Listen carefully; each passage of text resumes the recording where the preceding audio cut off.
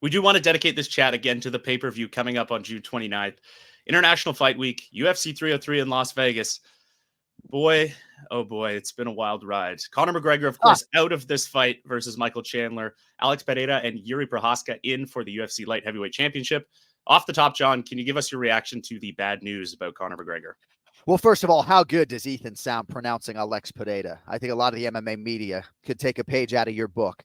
Dude, it's been a whirlwind, right? I even came back to my room today to revoice the Kelvin Gastelum-Daniel Rodriguez fight that is now happening in middleweight because Gastelum had some issues here during fight week. So this is sort of the devil I know, the whirlwind, the beast that I know. But I did have my One More Sleep Ireland t-shirt in the suitcase, hopeful that maybe we were going to be talking about Conor McGregor today. It's massively disappointing.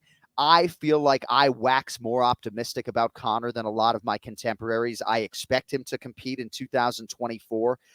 You know, it would seem to me, and I have no inside information, but maybe the press conference was canceled because it was a lower leg injury and he didn't want to show the world that maybe he would have to limp to the stage, right? But I would agree with Henry Cejudo and others who suggest that this is really just a setback and his withdrawal speaks more to a commitment to the comeback. So I think the issue right now, Ethan, really is the calendar. UFC 304 is in Manchester, 2 title fights. You're not going to have him fight there, even if he was ready. Not sure you're going to have him go to Perth for UFC 305. UFC 306 is the Sphere. Don't need him for that event, with all due respect. It's going to be one of the biggest, baddest, most expensive live events in UFC history. And then all of a sudden you start to look towards the latter half of the year, October, Abu Dhabi, November, Madison Square Garden, and then December back in Las Vegas. So I don't know if it'll be November or December. I do expect that we will have that fight in 2024, even though a lot of my contemporaries have cast doubt upon that.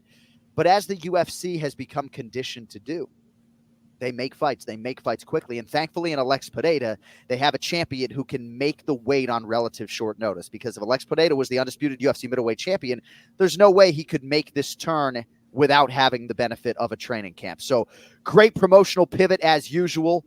Fascinating to see Procházka and Pereira fight so soon after they fought the first time. But good on the UFC for, I think, in a lot of respects, making the pay-per-view deeper, even though it lacks the star power of Conor McGregor. For sure. And fight fans will have to wait. I mean, we've waited a while now for McGregor. I think we can do, another couple of months or so. Now, most people, John, will probably say that the Jiri versus Poatan fight is better, maybe a more significant matchup than McGregor-Chandler. Pereira is the -170 favorite. Procházka, the underdog, at +140. When these two guys fought the first time at UFC 295, it was great. Some people say it was a quick stoppage. I don't really think so. I think Jiri went out pretty decisively. John, when you watched that fight, I mean, what were your big takeaways from that meeting between those two? Well, Procházka was competitive. I mean, he got him down in the first round. He was able to keep him there. I do think Alex Pereira's anti-grappling is very good, and I think he does a really good job in defensive grappling situations of managing his energy, controlling posture, and just not panicking and finding himself in an uncompromising spot or submission. But Jiri Prochazka won the first round on all three judges' scorecards, but a 25-minute fight with all of the myriad weapons that Alex Pereira has, it's hard to survive, and Jiri Prochazka was unable to do so. But when Jiri Prochazka was on the mend, I remember talking to our UFC matchmaker, Mick Maynard, just about the dream matchup of Alex Pereira and Jiri Prochazka at 205 pounds. So I'm not the least bit surprised that they're running this one back, especially given how good Jiri Prochazka looked against Alexander Rakic at UFC 300. But let us not forget how productive Jiri Prochazka was in that first meeting at UFC 295 last November when that belt was vacant. It's not vacant. It's not vacant now. Of course, Prochazka had the red corner that time around, and the pendulum has shifted this time around. But again, no benefit of a training camp for either guy, essentially. Now, we know these guys to be athletes who are always in the gym, but Alex Pereira was in Australia, and even though he was training, he certainly wasn't in Connecticut working every day with Glover Teixeira. So I think that bears watching. I think our fighter meetings, it stands to reason, are going to be absolutely fascinating, just given the short notice nature of this main event. But yeah, I mean, certainly in terms of the stakes, Ethan, I mean, it's a bigger fight than Conor McGregor, Michael Chandler, that had no belt on the line. For sure. And Alex and Jiri are both kind of unique guys, fan favorites very, very quickly. That's part of what I like about these two guys. Yeah. That stare down in the first fight was really, really solid. A lot of fun. Everyone knows Poatan. Well, a lot of people know Poatan and the Shama. But Jiri Procházka is a really interesting dude, too. I mean, you haven't done your fighter meetings yet for 303, but I mean, what can you say about his personality and getting to know him a little bit. Yeah, I want to dive a little bit deeper into his formative years. You know, I did read this week, just in preparation for our chat, that he lost his father when he was 6 years old. So I am curious to probe Jiri Prochazka a little bit on that. You know, this man was involved in a ton of street fights as a kid, oftentimes 30 on 30 in the streets. I mean, can you imagine the extent to which Jiri Prochazka was a problem on those streets? Juxtaposed against a guy like Justin Gaethje, who's never had a street fight in his life. But Jiri Prochazka is sort of short of wind in our fighter meetings. And part of that is just a concentrated effort to keep things close to the vest, whether it comes to his game plan or everything else. But fascinating individual when it comes to the darkness retreats. And, you know, we have fighters and we have mixed martial artists, right? And then we have athletes on this roster. And, you know, I think some of them really are just fighters. Some of them are true mixed martial artists. And some of them are just athletes and felt like this was the easiest path to become a professional athlete. Jiri Prochazka is all three of those things. He's an exceptional athlete. I think he could realize success in a lot of different sports. He's certainly a fighter. Talked a little bit about his street fighting prowess, but might be the foremost martial artist on the roster just when it comes to visualization and meditation and breathing and leaning into all the different disciplines and the lifestyle rooted in respect of a martial artist. He is a fascinating individual. And I think as he becomes more comfortable with us and speaking the English language, we'll be able to extract more from him. But, you know, he's still very green as far as his UFC career is concerned. It happened pretty quickly for him, right? Winning the belt against Glover in Singapore, getting injured thereafter and having some time off. But I can understand why both Alex Pereira and Jiri Prochazka have resonated with the fan base to the extent to which they have. You mentioned earlier, John, that the UFC has done a bit to beef up this card too. A new co-main event between featherweights Diego Lopes and Brian T-City Ortega. Lopez is a surprising minus 138 favorite over Ortega, who comes back at plus 110. What does it say about how high Lopez's stock is that he's favored over a guy like Brian Ortega? I'm not surprised, and maybe I shouldn't reveal this conversation I had with Joe Rogan in the locker room before UFC 300, but I told him the fight I was most excited about was Diego Lopes versus Sadiq Yusuff, and he didn't offer a prediction on that fight, but he said, I think Diego Lopes is going to be a future undisputed UFC featherweight champion. And what does Diego Lopes go out and do? Promptly disposes of Sadiq Yusuff in less than 2 minutes. Now, this is three guys since that epic UFC debut that ended in a close loss to Movsar Evloev. Three straight guys, and all fairly high-level guys, in my opinion, that Diego Lopes has just completely effing melted / dusted. So I am not the least bit surprised that he is the betting favorite over the former world title challenger Brian Ortega, who obviously came back in resounding fashion to get past Yair Rodriguez in their rematch back in February. You know, I think both of these guys are training all the time. I mean, Diego Lopes has always drawn rave reviews for his coaching, so you know he's always in the gym. But it's going to be interesting to see Brian Ortega. And this is a 3-round fight, if I'm not mistaken. Yes, 3-round fight here, not a co-main event that's scheduled for 5 like some we have seen recently. So it's going to be interesting to see what type of shape Brian Ortega is in, right? Because this is the first time he will have competed twice in a calendar year in a long time. So, dude, this is like a huge injection into this fight card. And Diego Lopes had messaged me privately like 3 weeks ago when I had talked about some other scintillating featherweight matchups. He's like, you know who else needs a fight? Me. And I think there are a lot of featherweights that would say no to Diego Lopes, and thankfully Brian Ortega is not one of them, but I think he's going to have his hands full potentially.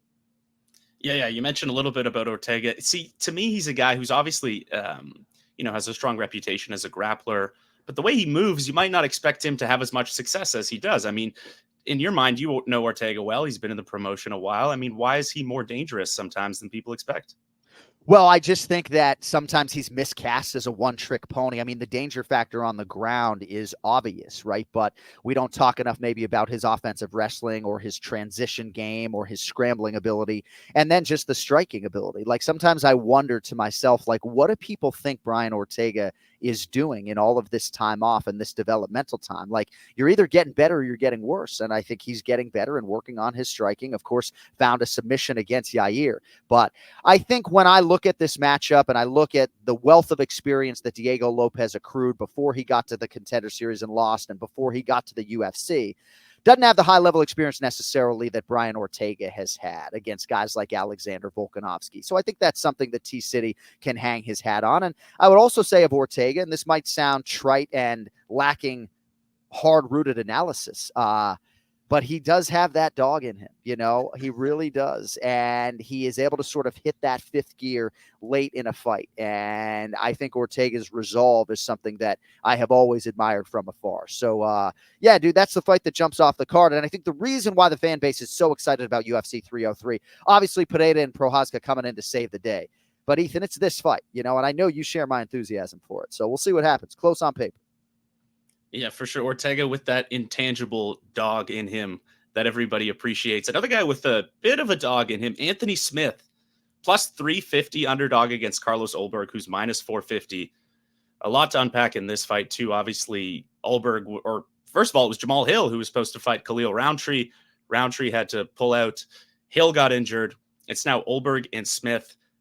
I like the idea of an underdog bet on Smith, especially at his long odds. He just got that sneaky submission over Vitor Petrino at UFC 301. I mean, you were there, John. Tell us what you saw from Smith in that fight. Well, that was his path to victory, right? Finding a mistake. He thought he'd be able to force one, and Vitor Petrino made myriad mistakes in that fight-ending sequence. But one thing that might give me pause to rush to the window on Anthony Lionheart-Smith, plus 350, plus 370. If you recall, he said publicly after the win over Vitor Petrino that they offered him another fight, and it would have been too quick a turn. Now, I understand this is an opportunity that knocked, and it is a massive one, but I think that after accepting that Vitor Petrino fight, winning it the way he did, that Anthony Smith was looking to exhale a little bit, juxtaposed against Carlos Ulberg, who has not yet arrived at his fighting prime. So you have to think that this guy's doing 2 and 3 a days, even when he's not in training camp, to try to work on his all-around game. Outstanding athlete and striker is Carlos Ulberg, but I do think it stands to reason that he can be tested on the ground by Anthony Smith. Anthony is not some incredible offensive takedown artist, but he is just so good in transition and just so experienced in all phases of mixed martial arts. There really is nothing that Anthony Smith hasn't seen in there. And unlike a lot of fighters who would be facing Carlos Ulberg, Smith can lay claim to having fought guys that are better than Carlos, at least in current form. Maybe he hasn't fought an athlete quite as elite as Carlos Ulberg. I say that with all due respect to John Jones, who's the best mixed martial arts athlete of my lifetime, but maybe can't shoot a basketball. Ulberg's an elite athlete, but he's never been in there with someone like Anthony Smith. I just wonder if Anthony Smith is biting off a little bit more than he can chew after some of his post-fight comments after UFC 301 that were suggestive that he wasn't necessarily looking for a quick turn. But we'll see, man. That's why they play the games. I mean, for sure, a good point to note that they are definitely at different trajectories in their career. We've got a comment here in the chat from Scott Hastings. He is asking, is there a Hall of Fame speech you're most looking forward to on Friday? Gosh, man, you're giving me chills just asking the question, Scotty. It's always special for me to be backstage with these athletes and to watch Jose Aldo crying and trying to hold it together before he goes out on stage, to watch George St. Pierre look more uncomfortable than even on a night on which he was competing, because he's about to go into this very formal setting, right? So I love those moments backstage, watching Michael Bisping's wife give the most eloquent speech on her husband's behalf. For me, though, it's Frankie Edgar, because he's headlining the class. I don't know if he was drinking or what, but when we announced Frankie Edgar, he had no idea it was coming. I forget where we were in the world, but then he had to do a bunch of media after the fact. My man FE was completely weathered at that point in time. But yeah, I mean, I'm excited to see Frankie Edgar just feel that love from this fan base and from his contemporaries. It's a special night. And yeah, I mean, Joanna Jędrzejczyk lights up a room and in any language. So it's going to be a fun night. And obviously with Vanderlei and Chael's going to be there, of course. I'm hoping that Chael will embrace the fact that he's actually a Hall of Famer, because I think for Chael, this is a little bit of a weird thing, getting into the Hall of Fame for a fight that he lost. But I'd imagine Chael will crack a mic and entertain the masses when he gets the chance. Some guys don't know how to take a compliment. That's just how it is. Fighters are. Right. I will just say, real quick though, but we use that fight wing at times as a conduit to get deserving athletes into the Hall of Fame. So even though you wouldn't confuse Cub Swanson and Clay Guida with Daniel Cormier, I hope Chael will acknowledge how much he's contributed to MMA, and they use this fight wing as a conduit to get him in. So, for sure. Lastly, one more fight before I let you go, John. We've got to talk about Ian Gary and MVP. That is a big fight on the main card at UFC 303. Ian Gary, slight favorite, minus 135. MVP around plus 110. We talked last time about some big consequences in the welterweight division. We need to get that group going. Obviously, Bilal Muhammad and Leon Edwards being booked at UFC 304. That's big. What about Ian Gary's skill set makes you think he has such a bright future? I know you're very, very high on him. Well, you know I'm higher on him than maybe most are. And I think if you were to poll the fan base and say, which undefeated fighter do you think is going to go on to realize more welterweight greatness, Shavkat Rakhmonov or Ian Machado Gary? I think 95% of our fan base might say Shavkat Rakhmonov. I feel like there is a misconception about the promotional hype that Ian Machado Gary has received, right? I believe that he has not necessarily gotten this major push. I just think that when he cracks a microphone, he is thoughtful and honest, even if grating to some people, and hard to argue with what he has done in the octagon. Yeah, he had that moment against Song Kanam, but was able to rally through it. I just feel like he's a lot better than people are giving him credit for. And I think sometimes, not unlike a guy like Sean Strickland, his persona leads the dance to such an extent that we don't talk enough about the skills. And I think for Ian Machado Gary, some of the Jeff Neal dust-ups, maybe people didn't like the mugshot on the T-shirt, and the Colby Covington fight didn't materialize. And I feel like sometimes we're judging Ian Machado Gary on everything but what he does in the octagon. So I fully expect Ian Machado Gary to be a future UFC welterweight champion. I think we just need, to your point, movement in this division, because at this point, if he beats Michael Venom Page, and he's only a slight favorite to do that, you know, you're still probably looking at 2 or 3 more fights before he gets to the precipice. But yeah, dude, like, chips to the center of the table on Ian Machado Gary for me, and I feel very strongly on Shavkat Rakhmonov, but I think Machado Gary right now is an underrated fighter, and I know a lot of the fan base vehemently disagrees with that sentiment, and I'm okay with it. That's okay. No problem dying on or falling on that sword. MVP, though, no easy task. No easy task. Really awkward. Kevin Holland was kind of scratching at his head. He looked really confused in his fight against MVP. Can you, John, contextualize what it is that Michael Venom Page does that just throws everybody off?